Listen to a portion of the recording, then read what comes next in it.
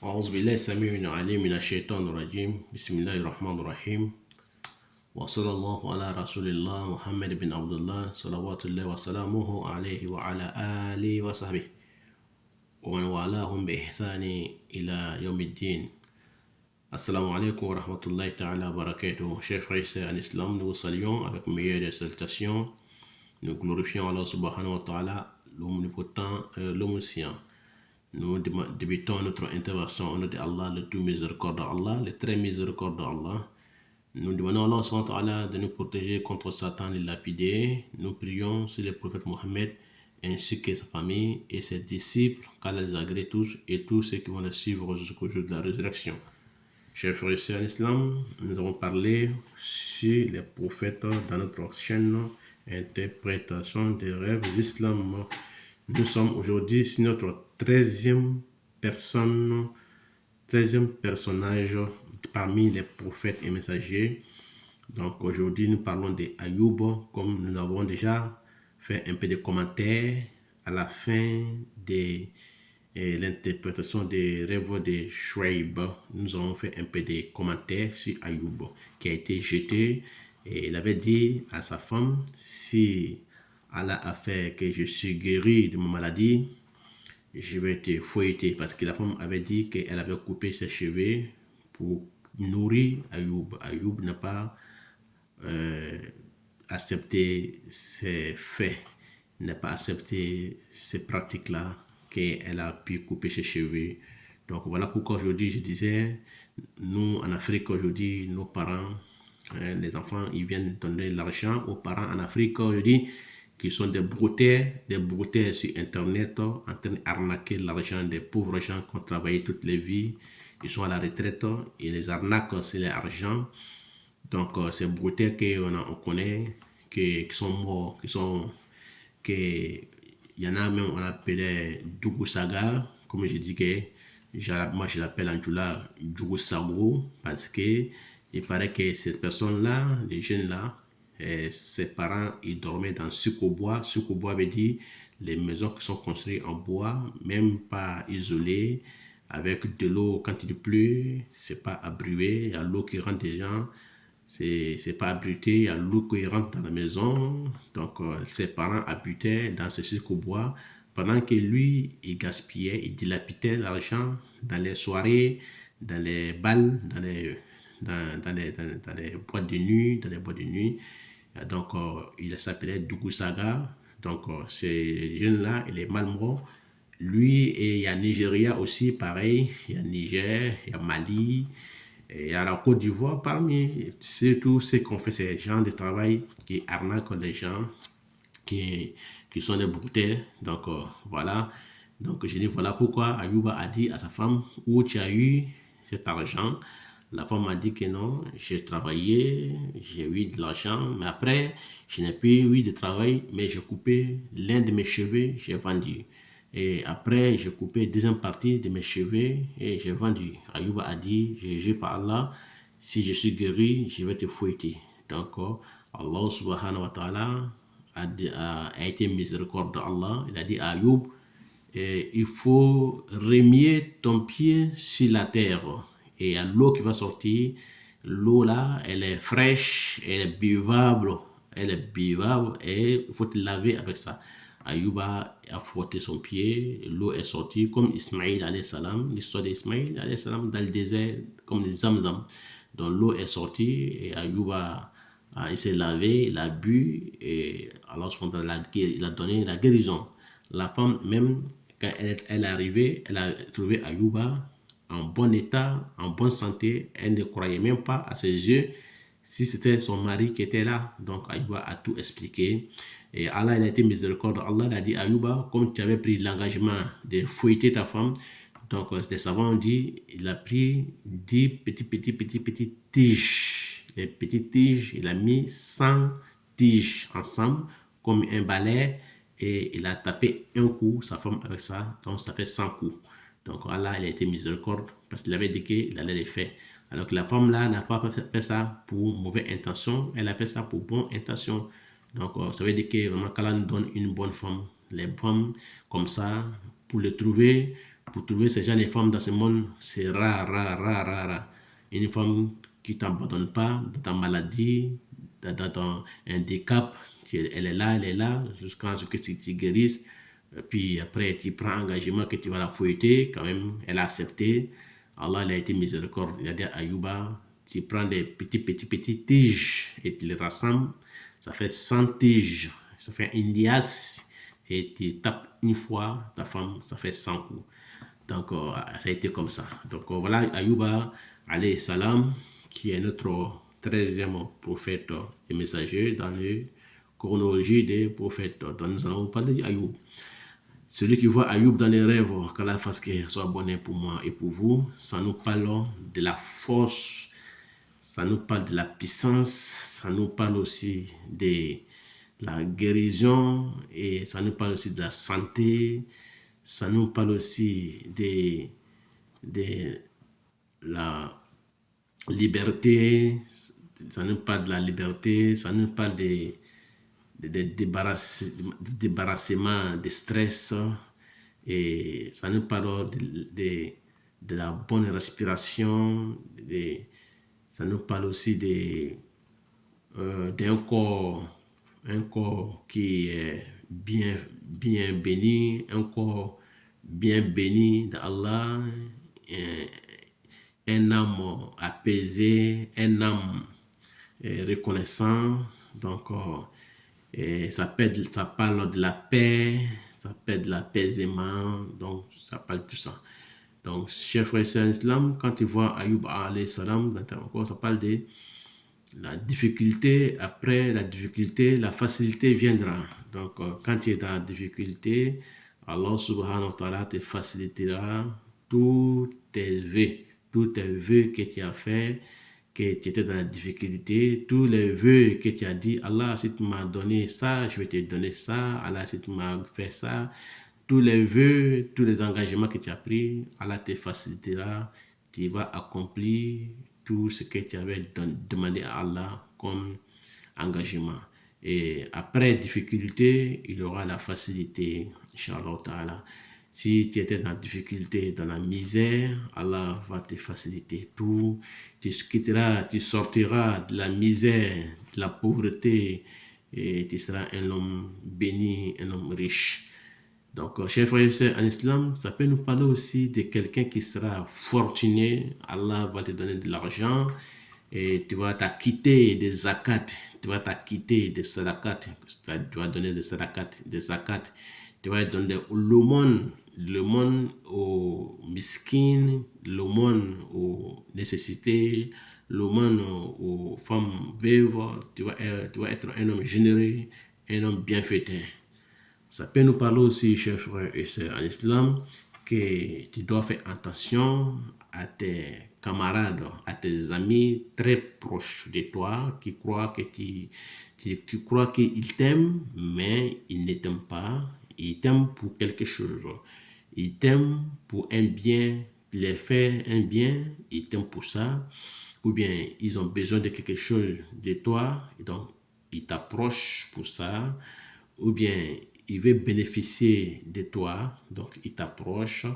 Donc, ce n'est pas tous les camarades, tous les amis qui sont des bons amis. Comme disait ma mère, il dit, mon fils, il ne faut pas avoir beaucoup d'amis. Ma mère m'a toujours dit ça depuis à l'âge de 12 ans. Elle me disait, ne pas avoir beaucoup d'amis. Beaucoup d'amis. Et c'est vrai, dans la vie réelle, moi, j'ai eu beaucoup d'amis qui m'ont été vraiment ingrats, qui ont été ingrats vers moi. Et ces personnes-là, je ne parle pas de leurs noms, mais ils sont dans cette vie-là qui sont malheureux aujourd'hui, qui sont aujourd'hui dans les problèmes, qui sont dans des soucis, parce que moi j'ai été sincère vers ces personnes-là, j'ai été toujours sincère dans ma vie, et je n'ai jamais été mauvais, je n'ai jamais été méchant. Comme je disais à ma femme, il dit, tout le monde est créé gentil. Allah a créé tout le monde gentil et généreux. Mais ce sont les gens qui te rendent mauvais. Ce sont les gens qui rendent les gens méchants. Tout le monde est créé, Allah a créé tout le monde gentil et généreux. Mais ce sont les gens qui te rendent méchant, qui te donnent la haine, qui font que tu deviens un homme raciste, ou bien tu deviens un homme méchant, ou bien un homme méfiant. Donc, ce sont des gens. Donc, ma mère m'a toujours dit, attention mon fils, il ne faut pas avoir trop d'amis. Et effectivement, donc, quand tu vois ces gens de rêve de Ayoub alayhi salam, donc tu fais attention à tes amis. Ce n'est pas tous les amis qui sont les bons amis. Il y a des amis qui sont là pour toi, sincèrement. Mais il y a des amis qui sont là profiter, pour profiter de toi, pour les raisons différentes. Voilà, pour les raisons différentes. Et tu crois que ces personnes-là qui t'aiment, mais pourtant sont les plus mauvais. Donc, vraiment, donc, il y a des amis qui sont bien, il y a des amis qui sont comme des frères, il y a des amis qui sont comme des frères des mêmes pères. Donc, il y a des amis comme ça. Mais il y a des amis qui sont là, ils te font croire qu'ils sont tes amis, mais en cas de soucis, en cas de problème, en cas de difficultés, tu ne vois plus personne. Et ces gens-là, ils sont dans cette vie-là. Donc, vraiment, quand tu vois Ayoub dans les rêves, fais attention à tes amis qui sont toujours là. Henri, je t'aime. Mon frère, je t'aime. Tu es mon frère. Tu es mon seul frère. Henri, je t'aime. Ma soeur, je t'aime. Ma soeur. Ma soeur, tu es ma seule sœur. Je t'aime, ma fille. Donc, toutes ces paroles-là, ce sont des paroles, c'est des paroles qui viennent dans la bouche comme ça, mais dans la sincérité, dans le cœur, ne sont pas nettes, ne sont pas justes. Donc, quand tu vois Ayoub dans les rêves, ça parle de ça. Ça peut nous parler aussi, chers frères, en islam, de la joie. La joie. Allah va te faire la joie. Il va te donner la joie. Il va te donner la joie dans toutes choses que tu fais. Tu seras heureux. Tu vas avoir la joie venant du président, du ministre, des députés, des gens qui sont fortunés, des proches. Tu seras un homme joyeux. Tu seras un homme qui va avoir de la joie. Donc, ça peut nous parler aussi de repentir, chers frères et sœurs en islam. Tu seras quelqu'un qui va se repentir vers Allah subhanahu wa ta'ala après avoir commis des péchés, tu vas te repentir. Et tu vas regretter aussi de tout ce que tu as fait et tu ne vas plus revenir dessus. Ça peut nous parler aussi de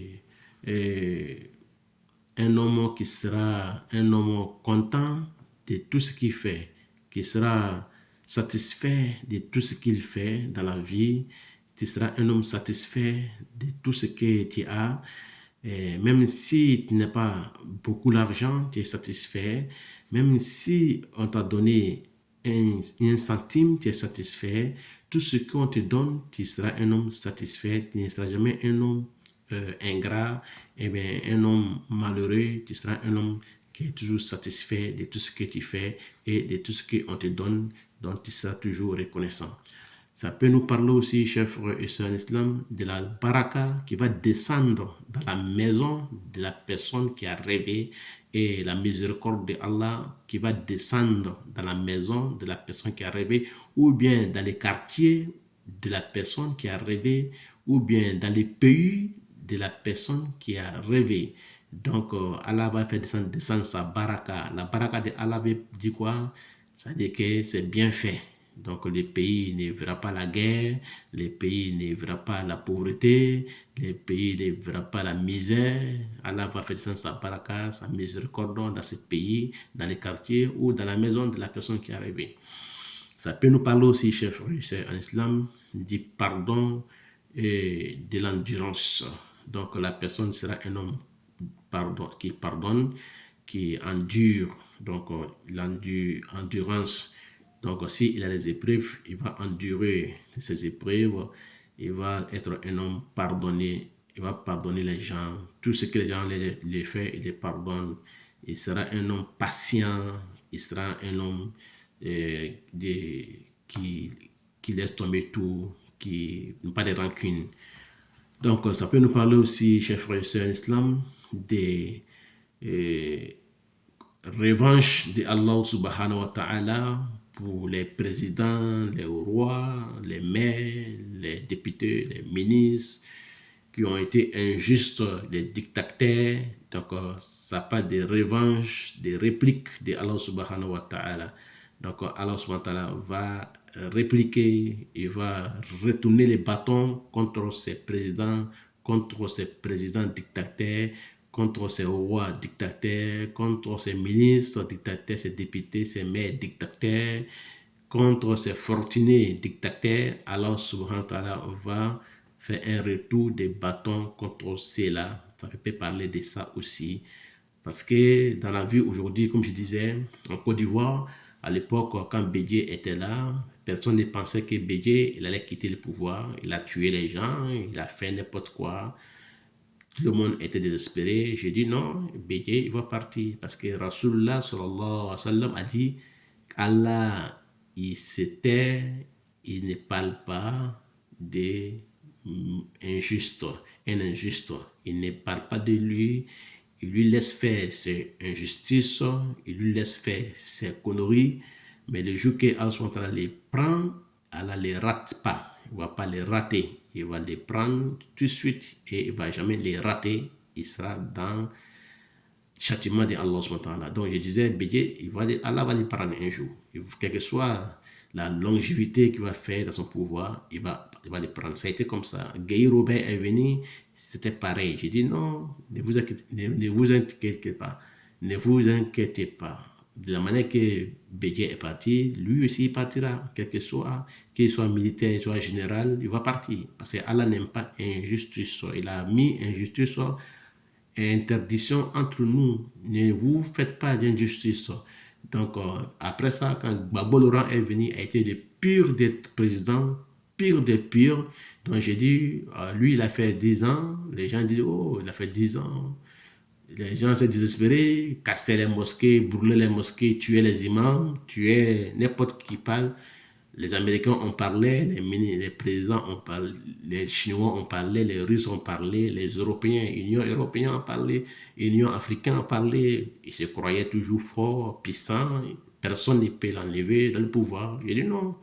Tout le monde était désespéré. Alassane Ouattara ne sera jamais président. Non, non, non. Non. J'ai dit non. Ne vous désespérez pas. Moi, je crois toujours, j'ai la certitude que ce monsieur-là, il va quitter. Et effectivement, j'avais la certitude que le prophète a dit, Allah, il se tait, il laisse l'homme faire l'injustice jusqu'à ce que le jour qu'il va les prendre, il ne va pas les rater. Donc, c'est le prophète Mohammed qui a dit ça. Donc, je me suis dit que c'est à dit cela, moi je crois à ça et j'ai la certitude. Effectivement, ça a été comme ça. Il a fait ses conneries, ses bêtises, tuer, voler, violer. Ils ont fait tout. Ils ont falsifié papier d'échange. Hein. Lui avec son blé goudé, avec ses Avinguessan, ces gens-là, qui ont fait beaucoup de mal dans ce pays-là. Mais Allah ne les a pas ratés. Allah les a pas ratés. Un matin bonnet, Gbagbo a été bombardé comme un rat dans son trou. A été fumé, a été gazé, a été fumé comme on met la fumée dans un trou d'agouti, dans un trou d'agouti, quand un agouti, des gros rats là, agouti, quand ils sont dans le trou, quand ils mettent le feu, ils sortent dans l'autre côté. Donc Gbagbo a été fumé comme ça, il a été bombardé, a été gazé, je crois qu'il est sorti, voilà. Par la miséricorde d'Allah, Allah lui a laissé la vie. Il n'a pas, Alassane dit laissez-le, ne le tuez pas. C'est une chance déjà pour lui, il n'a pas été mort. Sinon, normalement, ce genre de personnes devraient mourir parce qu'il a fait trop de mal. Trop de mal. Il y a des gens qui ont fait un seul enfant dans la vie qui les nourrissait. Gbagbo, ces gens ont tué escadron de la mort. Ils sont allés tuer ces familles-là. Hein. J'ai vu des vieux hein, qui pleuraient à cause d'un seul enfant qui les nourrissait, qui payait sa maison, qui les nourrissait. Ils ont tué l'enfant devant le papa. Le vieux est là, son enfant est devant lui, ils l'ont tiré, ils l'ont tué. Moi, mes yeux ont vu ça. Donc, j'ai vu plusieurs choses, plusieurs atrocités que Gbagbo a fait hein, avec sa femme Simone, qui ont fait beaucoup de mal. Et les pouvoirs ont fait beaucoup de mal en Côte d'Ivoire. Mais je disais que Allah, il ne laissera pas ça comme ça. Quelle que soit la dureté, longévité, ça va finir un jour. Effectivement, alhamdulillah, un matin bonnet, tout le monde a été libéré. Donc Gbagbo, voilà, aujourd'hui, nous le voyons, il n'arrive même pas à marcher. Donc, et c'est pas fini d'abord. Allah subhanahu wa ta'ala va payer ça sur lui et sa progéniture. Ses enfants vont payer, lui va payer. Bokassa, qui était là, ses enfants sont ici en France, ici, qui prennent RSA ici en France. Car Bokassa, il était l'empereur de l'Afrique, il était Bonaparte de l'Afrique. Hein? Donc, aujourd'hui, ses enfants sont ici en Europe, qui prennent même RSA, qui n'arrivent même pas à manger. Donc, chers frères et l'islam, donc voilà, Ayoub alayhi salam, quand il voit dans les rêves, voilà tout ce qui peut dire. Voilà, en conclusion, qu'Allah fasse qu'il soit bonheur pour moi et pour vous. Et très prochainement, Inch'Allah, nous allons parler de notre 14e personne qui s'appelle, Inch'Allah, Zulkifli, qui sera notre 14e prophète, que nous allons parler de Zulkifli en deux parties. Parce que Zulkifli, nous allons parler peut-être en deux parties ou à une partie, mais je parlerai de Zulkifli parce que beaucoup de gens ne connaissent pas Zulkifli parmi les prophètes parce que les savants ne parlent pas trop de Zulkifli, son histoire. Donc son histoire est rare sur les chaînes où les savants ne parlent pas beaucoup de Zulkifli. Voilà pourquoi nous allons parler de Zulkifli, Inch'Allah, un peu de son histoire avec Shaitan, et après nous allons interpréter celui qui voit Zulkifli dans les rêves, qu'est-ce que ça signifie. Qu'Allah fasse qu'il soit bonnet pour moi et pour vous. Wallahu a'lam. Wassalamu alaikum wa rahmatullahi ta'ala wa barakatuh.